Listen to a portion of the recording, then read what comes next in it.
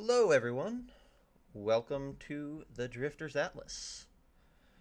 This is Zach here, as always, with my trusty cohort Thomas, Hello, guys. and with our special guest creator, David Barrentine. I'm special. Yes, well, in many Friend, ways, but today, because you're a creator.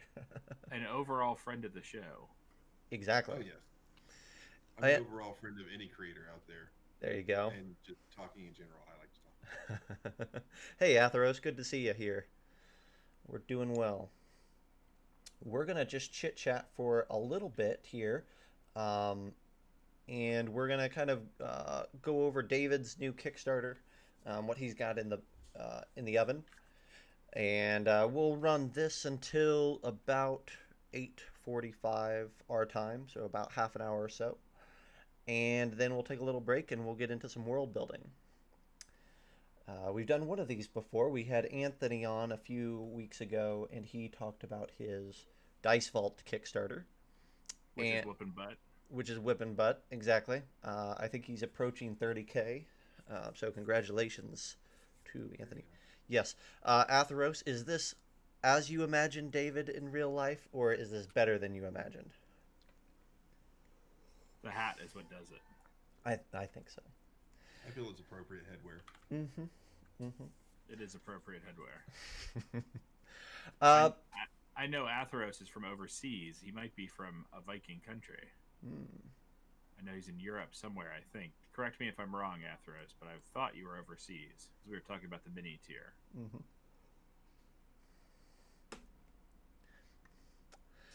So So let's go ahead and dive into this. We're only get like I said, we're only going to do about 30 minutes here, so it'll be a short and sweet one. But David, go ahead and introduce us to the Kickstarter project that you've got going on right now. All right, so to introduce you to what I'm currently putting out right now, I have to kind of go over what I put out previously.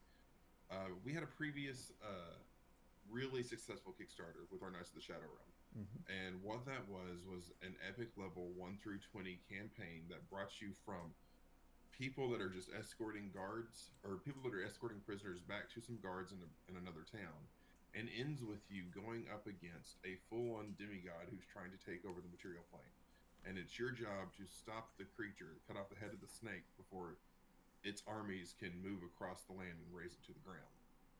And that was wildly successful, more so than I could have ever hoped for or imagined. It kind of warmed my heart seeing so many people be so receptive to it.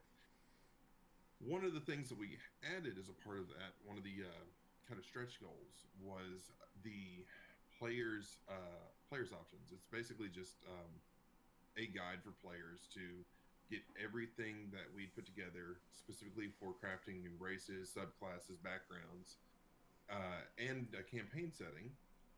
And we put it all together in a PDF so that it could be handed out to players at the table without putting any kind of spoiler material for the actual story.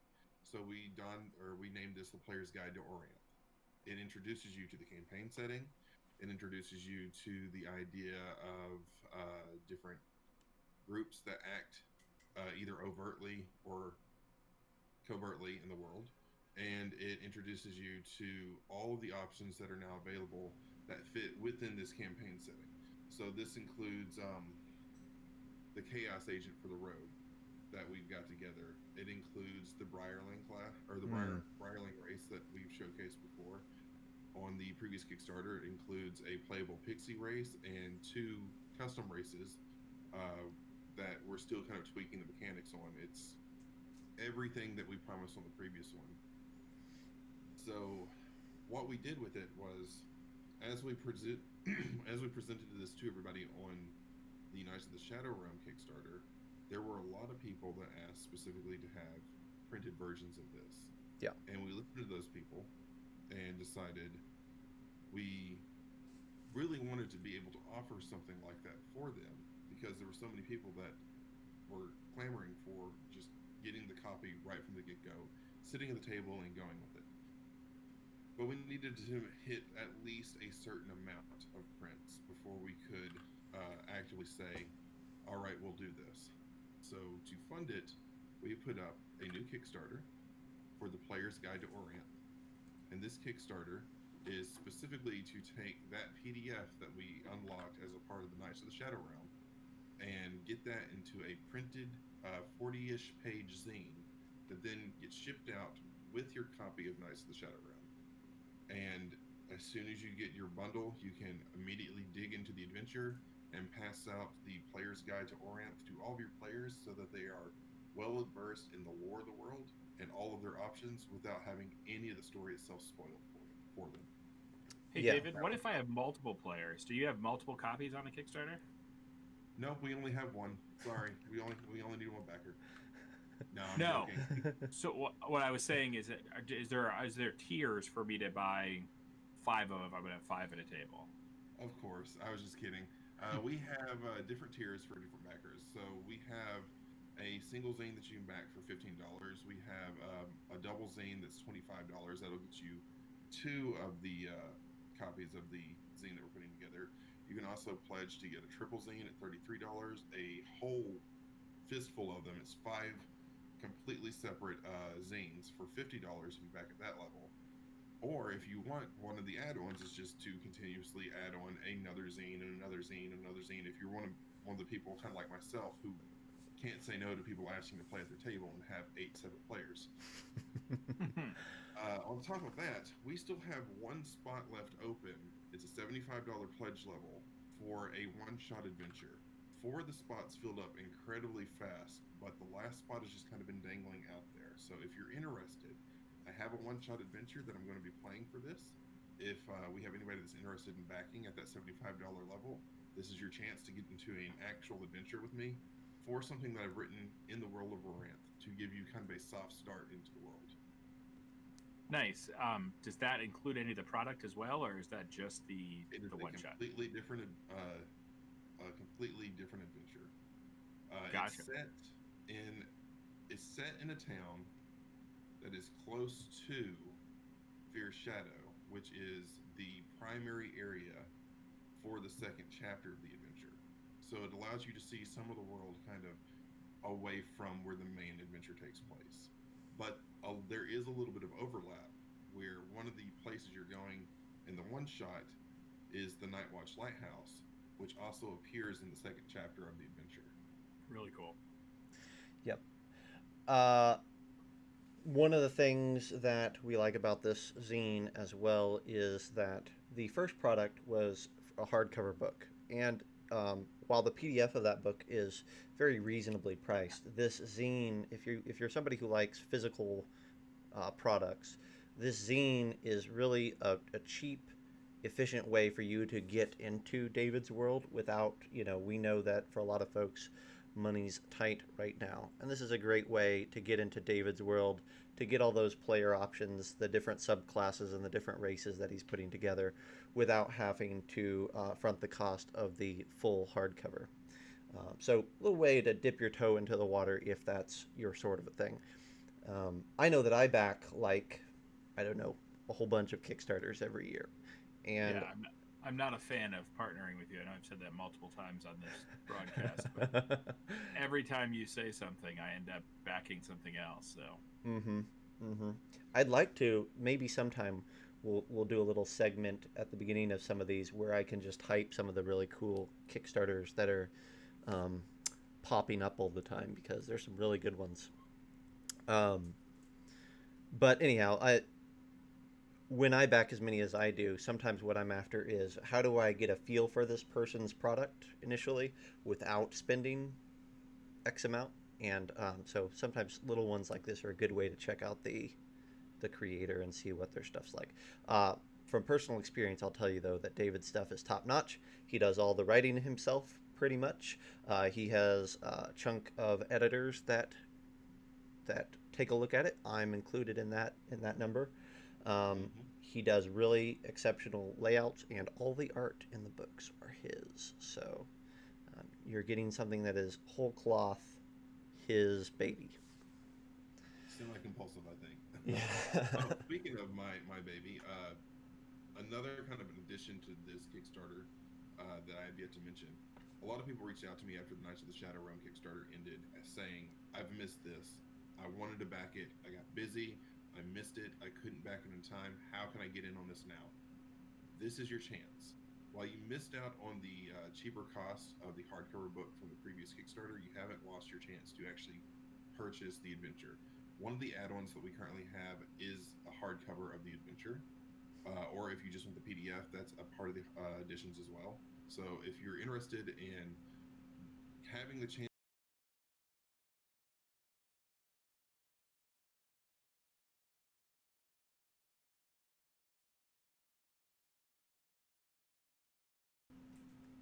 Sorry, folks.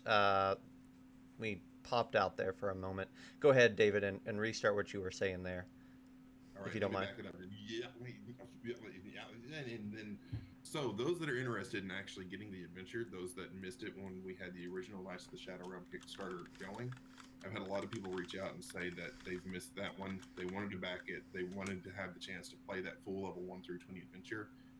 We're actually giving that as a chance or as an add-on to this current Kickstarter. So if you're interested in not just purchasing the Player's Guide to Orient, you actually want to partake in a full epic level 1 through 20 adventure. Two of the add-ons that we have are the PDF copy of the adventure and hardcover books. We are making certain to have enough go around for the hardcover books so that those that are interested that missed out on the first one still have a chance to pick it up with this Kickstarter. Nice. Awesome. Awesome. Um, just because this is our creators corner, I've got a couple little questions for you here, and I know the answers to some of these, but I think people watching online might find them interesting. So, what has you alluded to it at the beginning, but what has been your experience with the Kickstarter platform in general so far, and um, what are some things that you can tell people who are maybe familiar with the front end of Kickstarter, but not necessarily on the back end? Is there anything that you want to bring up or discuss as far as those are concerned? So Or the back pro? in, Go ahead. Go ahead. oh yeah, were you expanding on the question? Or if you want to talk instead about just the creative process of writing a full adventure, I think that's another interesting aspect as well. I can talk on both subjects if you want. Let's start with the Kickstarter part of it. It'll be the shorter answer. Um, Kickstarter was intimidating to me to begin with because it's a completely different platform. I've had the front facing part of the site for a while, but speaking with Zach and speaking with a couple other Kickstarter creators, I came to realize that if I really wanted a good draw to the product and I really wanted that chance to get the hardcover book that I was specifically seeking for the adventure that I was writing, Kickstarter was going to have to be the way to go. Once I got into it, the back end was fairly UI friendly. It made sense as I was moving through it, user interface friendly for people that I work in a web development field, so I get stuck in jargon. Um, but as the experience was flowing through, I was getting the content prepped and ready to go. I realized just how easy it was to actually get that out there. The hardest part about working with a Kickstarter is promoting the Kickstarter. I don't have the biggest social media following, so it was incredibly important for both Zach and myself to continue to reach out to people, to have podcasts, to post on our social media pages, to speak with people that would be willing to help kind of promote it for us. That was our biggest hurdle to get over because this was my first time doing a Kickstarter, and just I don't have that massive backing that huge companies would have. People like Cobalt Press or something like that. We're individual kind of creators, I guess. I don't know what the Sure. term is. Independent Yeah, creators. There you go. that's exactly why we are doing these creator corners. I know Zach and I have talked a lot of a lot of the people that we're friends with are doing these same kind of things and don't have the platform to get that across in different places. And if we could even help get a couple people hooked on and they can spread the word and then more people can spread the word.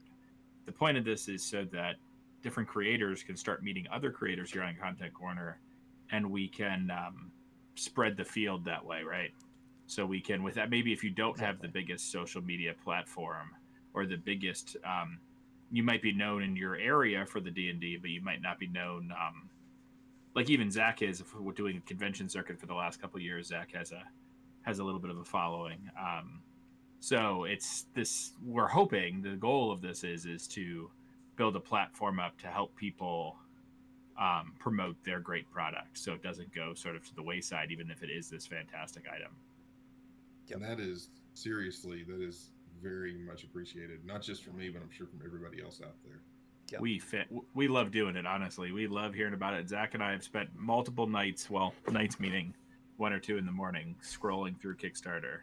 Yep, Kickstarter's my baby. Exactly, Atheros. I think it came out of conventions, but it's developed from conventions into also the Kickstarter space and the streaming space and different avenues and the local game stores. Um, there's all these little communities out there, and there's all these creators, and there's all these players and promoters that are looking to come together. And a big part of this stream and a big part of the community that we're trying to develop is trying to draw those people together and make all these little communities kind of amass into something a little bit bigger that has a little bit more of a voice. What I found in and David, you were planning on going to Gen Con until it got shut down, but that was going to be your first con for the year, or for ever, yeah. But what I find is that the con scene is really cool, but it's a very small percentage of the total gaming populace. And your local game store is really cool, but it's a really small percentage of the gaming populace. And streaming is the same way, and YouTube is the same way, and the DMs Guild is another way. All of these things are awesome, but they're just small percentages, and there's not a whole lot of cross pollination. So you meet the same people at the convention scene year after year, and you see the same creators on the DMs Guild year after year, but you don't necessarily see a whole lot of them coming together. And so I like these platforms like this creators interview platform or other things that we're doing to kind of help connect those entities. But anyhow, we're getting off topic a little bit here. David, talk to us. We've got still about 10 minutes here. Talk to us a bit about adventure writing and campaign design, if you want to. All right. So I like to approach, I can't remember who the person is. I read an article about dungeon crafting where the idea of a dungeon is there is a point A and a point B. You have an entrance that you come into, and there's an end goal. But the idea of illusion of choice is that you set up several different paths that all lead to the same direction. And that illusion of choice in the article that I read became incredibly important to me because what they set up was the same idea that I do when I'm writing an adventure. I like to start with a point A where I'll take the first chapter from the adventure that we're currently getting ready to put out. Point A is you have guards come into your town and look for able-bodied people to escort prisoners back to a city that's 3 days away. And then point B is at the end of that chapter, you have uncovered a conspiracy of somebody who is stealing children to offer them up in a dark ritual, and you have to stop it. And it doesn't matter how you get from point A to point B, just that you get there.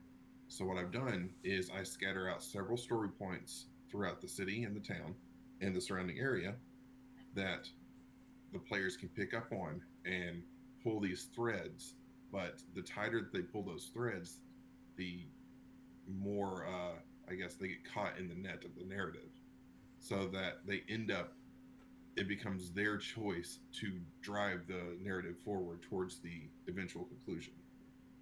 Perfect. That's how I like to write all of my stuff. The question I have for you with that is, do you ever, so I find myself very scatterbrained during video games. Mm-hmm. And that's the same kind of idea you get when you play like sort of an open world video game, right? Where you have a couple things that lead you back to a certain main goal. So you have A, B, and C all were meant to lead you to D at some point, or A, B, and C all were meant to lead you to D at some point. Have you ever had your players like hear of one of these goals, and then so let's say they hear about B, and then they find out about A and follow A's path, and they're like, oh wait, we have to go back and figure out what happened with B. Does that make sense? Sorry, you cut up on the last bit of that. They Oh, hear about A through B's path and do what?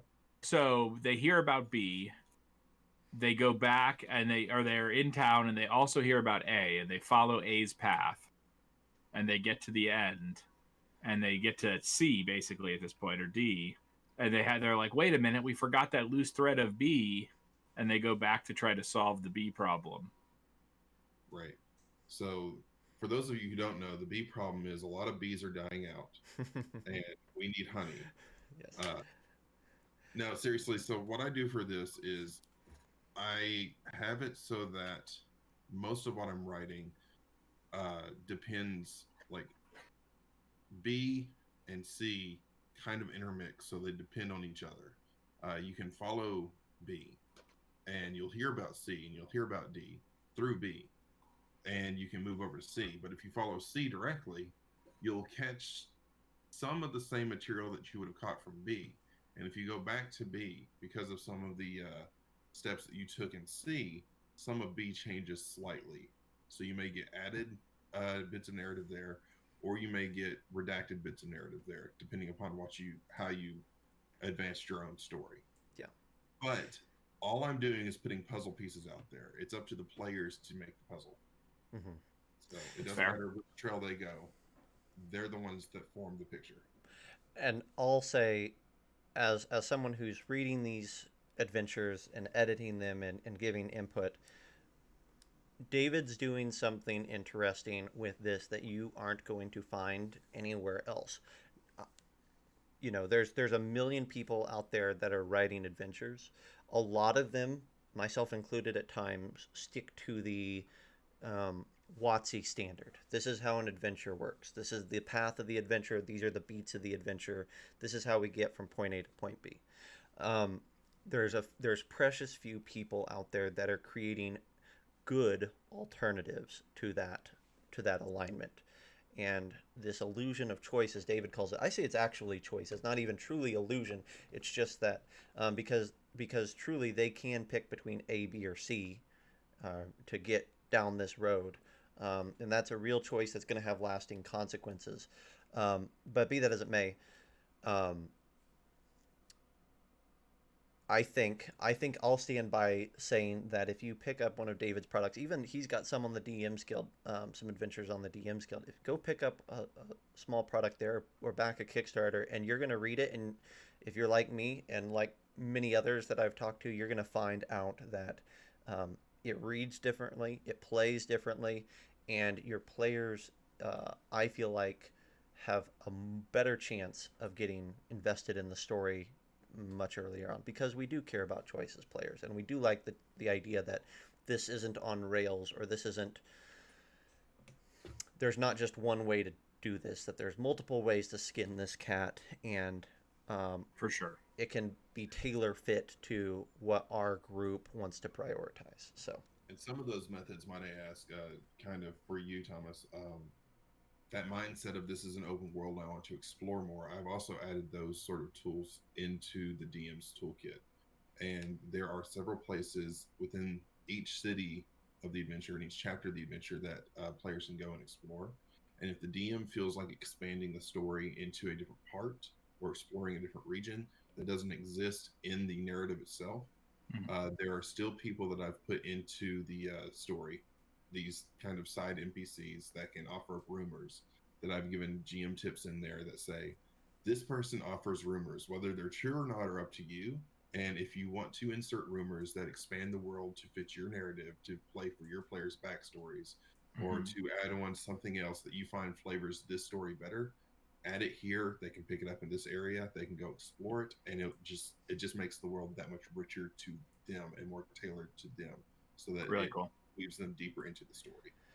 So as we wrap up here, you talked a little bit about the races at the beginning, that we're going to have pixies, and we're going to have Briarlings and a couple others as part of the Kickstarter. But do you mind giving those who are watching currently a little taste of maybe a subclass that you have in development? Absolutely. If you don't mind me finding my subclass PDF. So I mentioned it earlier, the subclass that I've got. And the only one that we currently have kind of fully crafted out so that I know 100% what's happening is the Chaos Agent. Yes. And what I'm doing for this adventure is there are several groups and organizations that exist in this world. I'm writing up the flavor to those groups and those organizations. And the subclasses, while not strictly adhere to those organizations, draw their flavor from them so that it's easy for you to say, I'm a chaos agent and I work for the Lutes and Liars Guild, because it makes sense, because the chaos agent was specifically crafted from a thieves guild called the Lutes and Liars. Is Um, is the Chaos Agent? It's a rogue class, subclass, right? yes, it's a rogue subclass. Perfect. So to give you a little bit of an idea of the chaos agent, we are, or for those of you that are interested in following this subclass, uh, I like the idea of having a little more chaos in battle and having that be a bit dependent upon the dice. So for the first thing you get at level 3, starting level 3, when you land an attack on a creature, and you can do a sneak attack, and that you would do your sneak attack damage on, you can choose to take one of the d6s out of your sneak attack and roll for an added benefit. If you roll, say, a 4, the result is until the start of your next turn, any attack made against the targeted creature by either you or your allies has advantage. If you roll a 1, it states until the start of your next turn, whenever the targeted creature rolls an attack, roll a saving, rolls an attack or a saving throw, they must also roll a d4 and subtract that number from the result. So you can Oh, then change the way the mechanics of the battle work, but because it's chaotic, it's never really fully dependent upon your choice. It's dependent upon how the dice falls. But as you raise in level with the subclass, you gain a stronger ability to control this. So when you hit 9th level, instead of rolling a single d6, you can roll 2d6 out of your sneak attack dice pool, and you can choose between the two that you roll. And at 17th level, you can do that with 3d6, and you can choose the best suited option for your class. Yeah. It's And really we're kind cool. of building the whole thing based off that idea of controlled chaos. it's I when I pitch this class to people, or when people talk to me about the subclasses for your adventure, I say there's a lot of folks out there that like the wild magic sorcerer. If you like that, if you like that idea of I don't get to pick everything that happens all the time, and some of it is up to this like the idea of fate or the idea of chance, then you're gonna love this class because it's very similarly chaotic is the best way to put it. But it has a unique flavor. It doesn't feel like David took the wild magic sorcerer and forced it into the rogue. It feels distinctly rogue, but with that added element of chaos. I absolutely love the wild magic sorcerer, so I'm excited to see this now. Yep. Uh, Well, if you want, I can share it with you later so you can see better parts of it. I'm currently working on an oath for a paladin subclass that is a part of the Order of the Blue Scale, which you run across in both the second and fourth chapters of the adventure. And one of the key components to the Order of the Blue Scale is they are one of the only orders in the world that gets a magical pistol. ooh, So Nice. this is going to be a magical pistol that you can specifically bond with and send out ranged smites. awesome, Oh, awesome. Okay. Well, as we're closing up here, exactly, Atheros. Like what I'm itching to. We're going to get into hopefully later this summer. We're going to have David come on to our stream and actually run some of his world on our channel with us. And I am super excited to either play or see played some of these subclasses that he's developing because I think they're going to be a lot of fun. Yep. As I'm getting stuff together and getting things fleshed out, as soon as the adventure is 100% ready, uh, I am going going to get it prepared on my virtual tabletop of choice and start getting a group of people together so I can showcase the Knights of the Shadow Realm here on this channel. And Absolutely. hopefully I won't say and near as much. No, Hey, no. you should We you all should do. have seen us playing last night. Yeah, yeah. We had some Roll20 issues last night that bogged us down quite a bit, but It's okay. neither here nor there. So I'll go ahead and tell people again. If you are interested in checking out David's products, you can check out the Player's Guide to Orianth on Kickstarter right now. There is that one slot left to play in one of David's games. $75 gets you a slot at his table and all the goodies from the Kickstarter. Um, we'll post a link on our social media, and we'll make sure during our break here in just a minute that I also post it into chat. So that'll be the easy way to. I just posted to chat. I'll post it again during Ascension stream. Perfect. So definitely go do that. You can go check out. I would recommend, if you haven't yet, go ahead and pick up his adventures on the DM's Guild. You can find it under David Barrentine. That'll give you a great taste. There's some really good stuff there. He's got a subclass and he's got an adventure at the very least. I know are both on there. And the adventure that I've currently got on the GM's Guild is Lights Out at the Night Watch Lighthouse. And if you are interested in having one shot at my table, you might not want to read that one quite yet because that's the one I'm planning on running. But it's a small, I think 7 or 8 page adventure that I really wanted to be new player friendly. So it incorporates as many elements of what D&D is as I could possibly fit into it. You have a role-play encounter, you have town exploration, you have an open seas adventure, you have a unique item that you can use as a weapon whilst on the boat. It's a harpoon gun. You have a dungeon crawl, obviously. That's kind of the biggest deal. I made a whole map for it, so there is a dungeon crawl in there. And you have a skill challenge. And the skill challenge isn't one of those do it or you die kind of things. It's a full-on like CSI investigation of an empty boat. And the better that you investigate the boat and the scene around the boat, the more information you go into the final dungeon with, sort of preparing you for what's to come. Awesome. I've ran it. It's great. I ran new people through it. They loved it. Hard recommend on my end for that. I have also run it, so yeah, exciting. Guys, it is 8:50. We're gonna go on a short 10-minute break here. We'll come back at 9 o'clock, and we're gonna do some world building. And I have some ideas of where that might take us. But we'll see where we end up. So thank you all for tuning in. We're just going to put the intermission screen up, and we're going to stay live for this 10 minutes, but come back around the hour. We are gonna jump to a quick break but maybe a couple seconds. That way it breaks up the video. Yeah, we'll do a quick pop. Yep, that sounds fine. But we'll be right back. All right, guys.